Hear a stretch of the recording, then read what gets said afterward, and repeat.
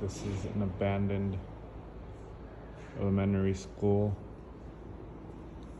that was destroyed by the tsunami.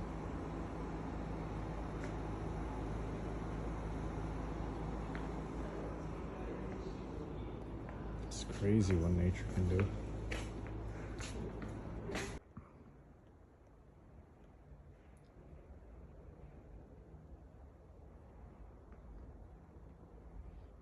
The wall was washed away by the tsunami, and this composite board that collectively managed the clocks and fire alarms in each room was exposed and stopped functioning while it was tilted.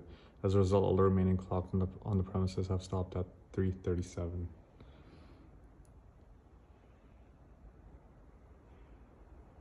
Wow.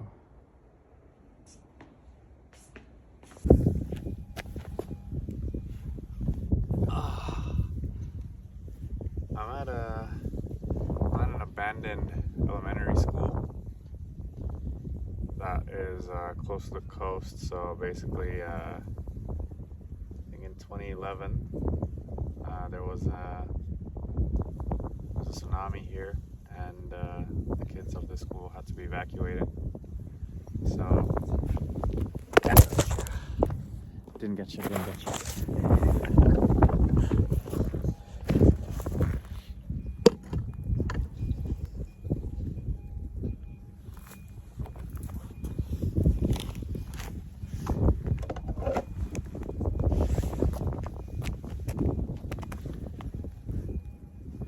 Anyways,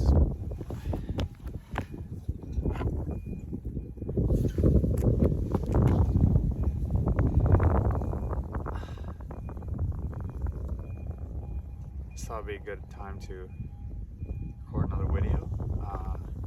It's pretty cool. Like, I cycled here from there's a museum I visited earlier, which was in memorial of the Daiichi nuclear power plant disaster.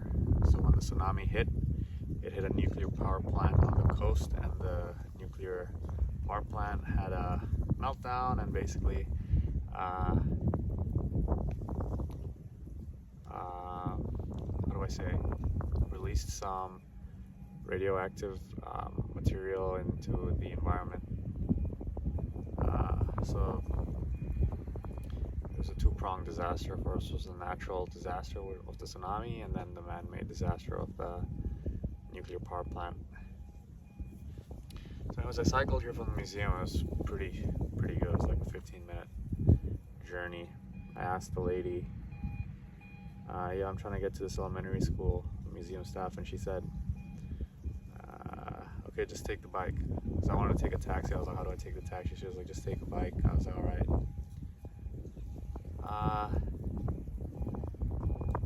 I've yet to finish the tour for the school, but I really enjoyed the bike ride here. I used to watch a TV show back in 2018 called Cycling in Japan, which was basically this guy just cycling in Japan, in the countryside, stuff like that. So I thought it was really nice. I really grew to enjoy that show. It used to come, I think, every Saturday evenings. And now I actually did it 8 years later. I actually cycled in Japan. Serendipity, that's what they call it.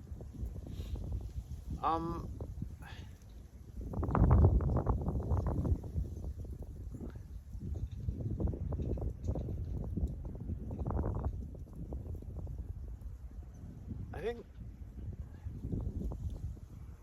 think being part of, well, I'll just say it, being a human being is one thing, and then being part of society and stuff like that, it's also, it's interesting, but it's like, okay, now that I am a human being, I have to contribute to society, or at least I think I do, and we all do in our own way, which is what I find pretty interesting. I mean, you also have people that live completely secluded off, like by themselves, subsistence farmers that take care of themselves, don't really rely on anything, or anyone. Um, Society really is just formed by people working together.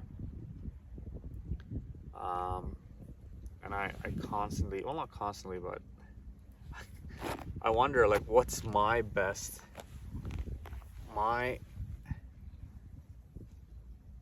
role?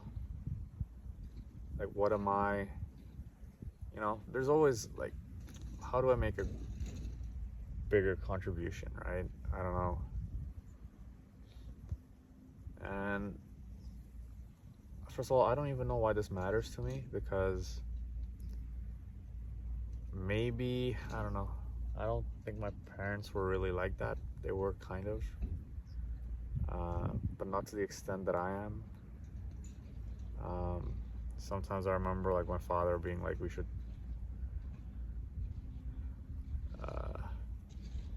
do things to help others. And I think for me, I just have that, like, a bit more, to the extent where I'm constantly, like, asking myself, how do I make a bigger contribution and stuff like that. And coming here, the story is really touching. So in the school, they I think they got the tsunami warning, and there were like 82 school children in this entire school. 82 is not a lot. I mean, my elementary school, my primary school, each class had like 40 people in it, 40 kids, and we had, let's see, so we had 120 classes, so multiply that by 40. No, wait, not 120, we had 12 classes, and you multiply that by 40. It's like 480 kids, and they only had 80 kids here, so they were able to evacuate everyone before the tsunami came.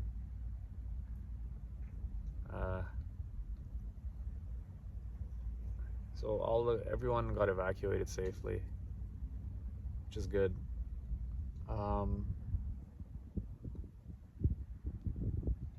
It's a good, I guess, it's a nice case study in like crisis management. Like the school staff were like, immediately they were like on their feet, like they knew what to do. They rounded up the kids in the school grounds, did a head count, like, okay, is everyone here? Yeah. And then some truck driver came, and I don't know if he was just passing by or if he came specifically to get them. I think he came specifically to get them, to transport them out of the school. So good on that guy. And so the truck came, and the kids just got on board, and they reached like this mountain here called Mount Ohria, where they just went up. So tragic time, but luckily no one got hurt. And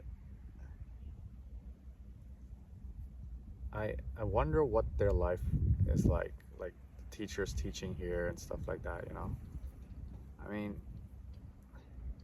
it's simple. Like, you could say what they're doing is simpler compared to like other professions, but isn't it important? Is doing complicated things, are only complicated things important? Like, yes, it's important. For example, okay, so nuclear power plant teacher, right? You have engineers working on the nuclear power plant, and then you have teachers here. Who's more important and why, right? Like, is it the nuclear engineer? Okay, they're working on a nuclear power plant. Nuclear energy is powering Japan, is powering Tokyo, fueled the rise of Tokyo.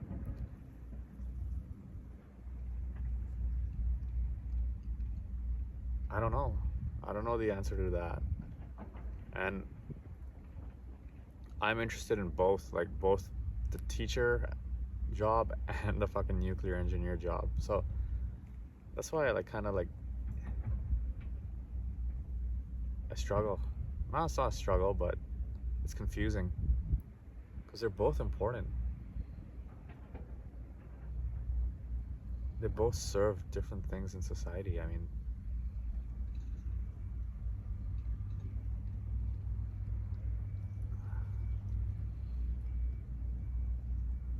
So anyways, besides that, like, um, look, this place is beautiful.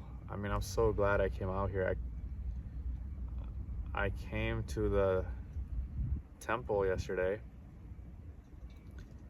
and the temple was closed, but that's all right. I still had a good experience, and I walked all the way back to the hotel, which took me 2 hours, 2.5 hours. Um, I think it's either 2.5 hours or 1 hour and like 50-ish minutes or something. I don't know.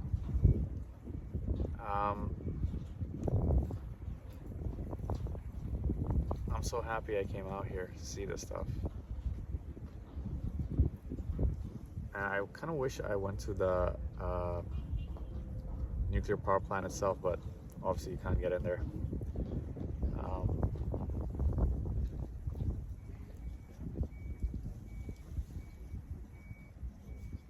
I mean, this is my first time in Japan. It's a beautiful country. The people are so polite. They're like, they wave at you and stuff like that.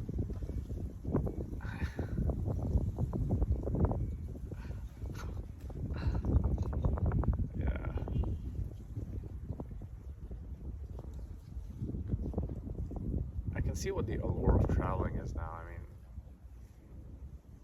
I can see why people do it. I can see why they plan their vacations around it. I can see why. I mean, it feels so surreal. Like, my whole experience here in these last 2 days has been so surreal. It feels like I'm dreaming, especially yesterday when I was like around the temple. I'm not sure if my grasp on reality is, well, I don't know, but it just feels like I'm dreaming. It's very surreal.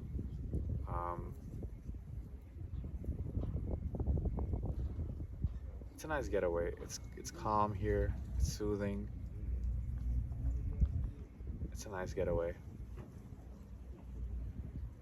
In contrast to what I have grown up with or what I'm used to, and China, and then growing up every summer in India, it's like, dude, it's hustle bustle. It's like loud. Over here, it's like super chill.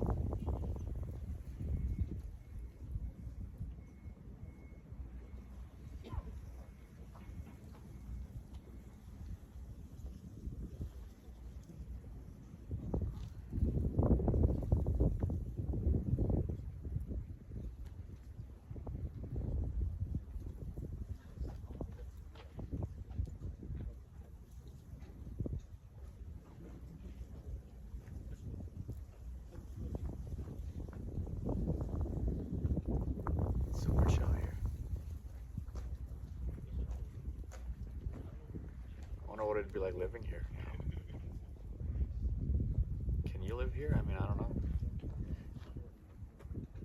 Can you live here knowing that there's so much else out there? Right? Can you just like drop everything if you had the means and just be like, I'm fucking living here. If language wasn't an issue, if you knew Japanese, I'm gonna be a teacher here. I don't know. Can you just drop everything? Like, that's the thing. Like, the more you see the world, at least to me, the more difficult it is to settle down in a place, any place. It doesn't matter if it's this place or the other. Because I'm always thinking to myself, what's life like over here? What's life like there? What would have been like had I grown up there? Had I grown up here? I don't know. I think one of the advantages of having grown up as a second-generation immigrant in Hong Kong is that I've always, since I was a kid, I've had like a broad perspective, because you know that you're different, and you can understand that, all right, we immigrated here from another country and blah blah blah. And there's this element of being on the move. There's an element of being like an immigrant, a traveler, right? You're not supposed to settle down. At least I have that in me, right? I think so.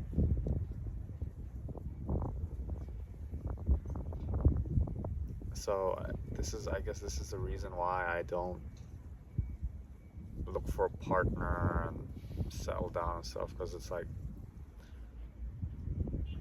I can have a partner like short term, but I cannot have a girlfriend who I would want to make a wife, because then it's over, isn't it? That's it. Like, you have to, I'm not saying you can't move with your partner, you can, but then it'd just be harder, wouldn't it? And I don't know, it's just a stupid fucking way to think and look at things, but I don't know, I don't know. Like, I kind of wish I just had been a small town individual, like the people around me here, and just past my life, you know, just, I don't know. It's just, but I guess now, all this aside, that I'm not, I just have to do what I can with the life that I've got, you know. Maybe one day, who knows, I'll be able to do things like the people in this, not the people in this town specifically, but like what everyone's able to do, which is like just call it, settle down, be like, all right, this is where I'm gonna be staying, and you know, and this is it. But right now I can't, and I don't want to. I don't want to right now. I'm gonna smoke a cigarette on video, but I can't smoke it here, so I'll smoke a cigarette outside on video, and I'll record myself cycling, and this will, yeah, that'll be that. Peace out.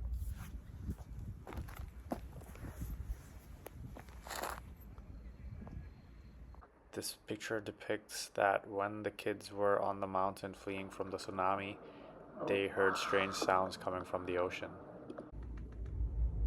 Oh.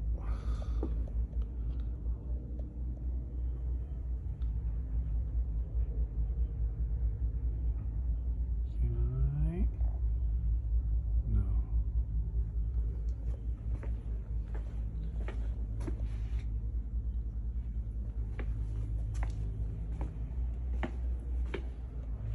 Wow. So cool to be here. Like, this school just got completely destroyed by the tsunami. Basically, when the kids were on the mountain, like, everything around them was just underwater. It's crazy.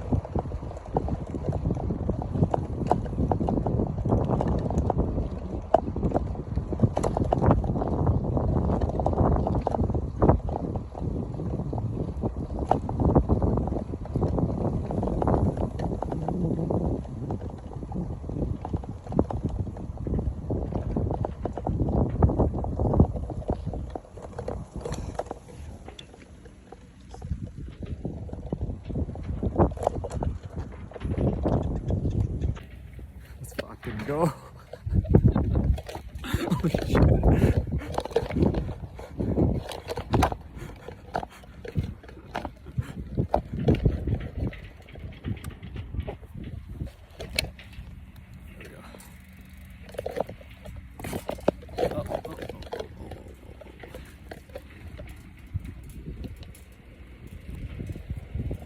Okay, not a bad angle. I can work with that. Hey, how's it going? Hey, looking good.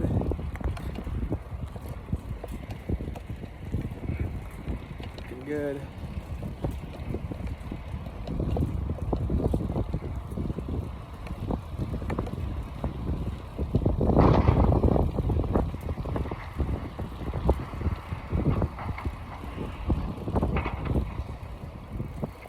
Time for a cheeky cigarette.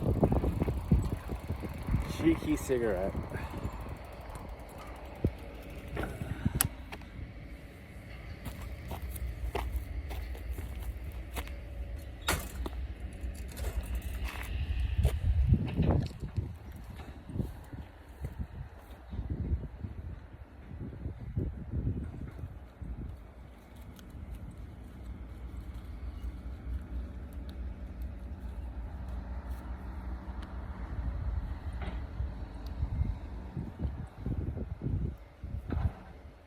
Middle of fucking nowhere.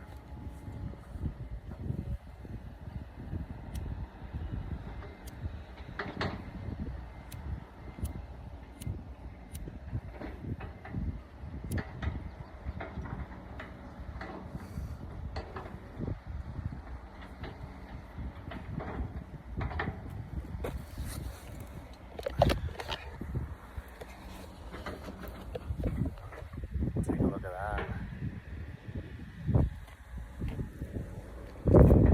Oh shit. Middle of fucking nowhere, baby.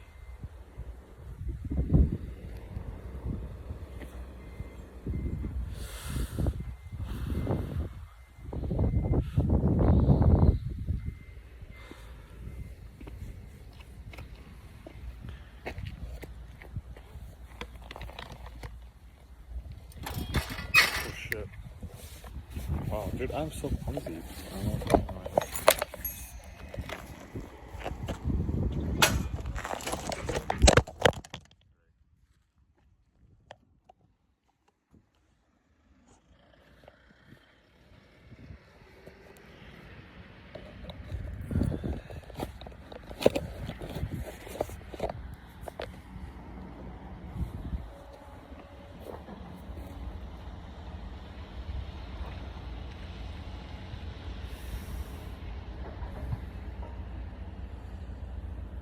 Going back to the primary school is really nice because it reminded me of my own primary school.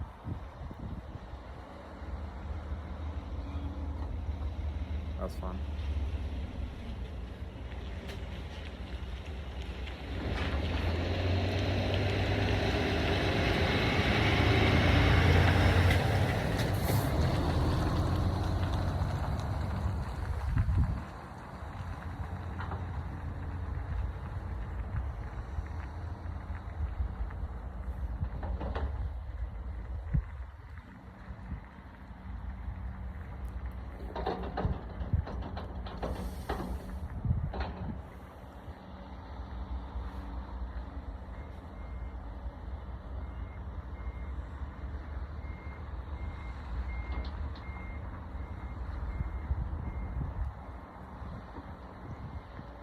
What a beautiful place.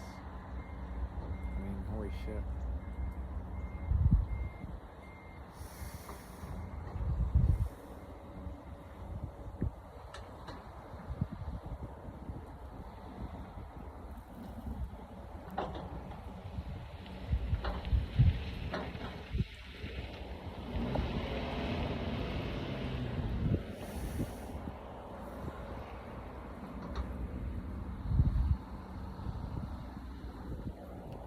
Have like songs. We used to have music. We used to have music lessons in primary school where we used to like sing these songs, and I have these songs in my head. I'll probably have them my whole life. Fuck.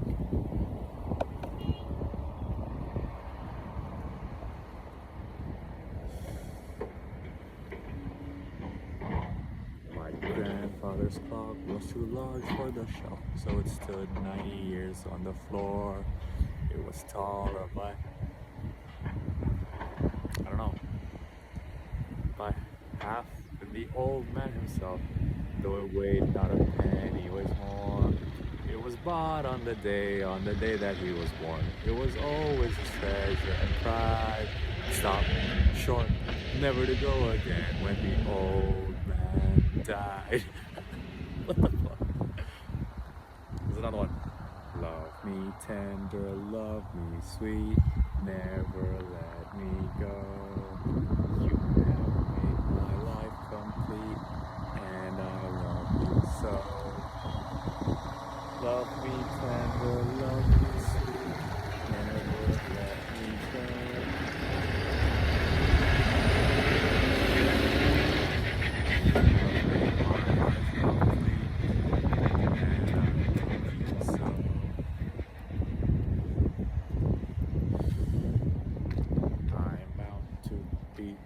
Champion of the worldwide brother.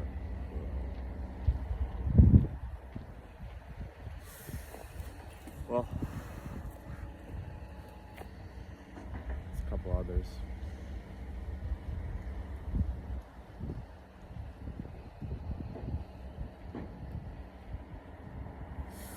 Alright, I gotta get back to Tokyo.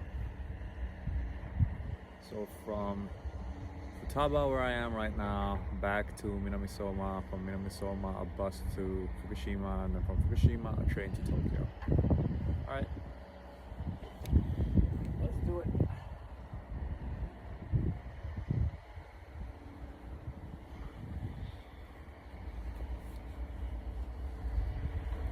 See, I don't litter.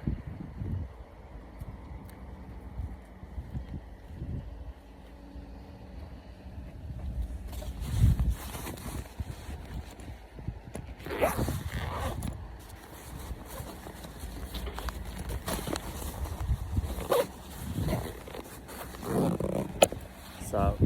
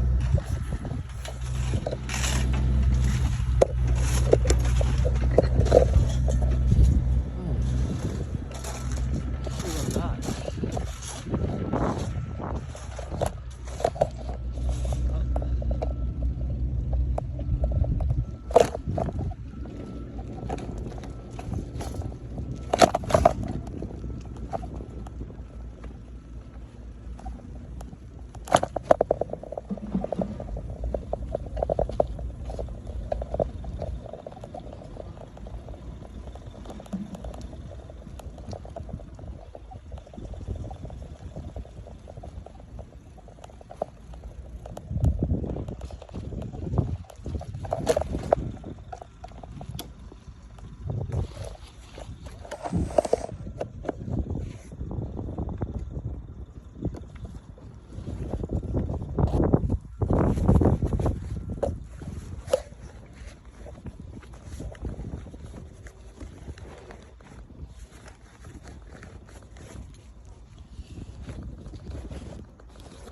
to make this stable.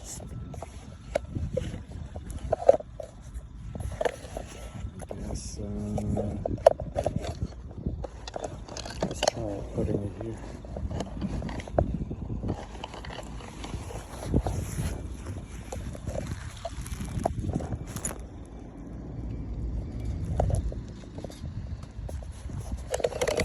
You know what?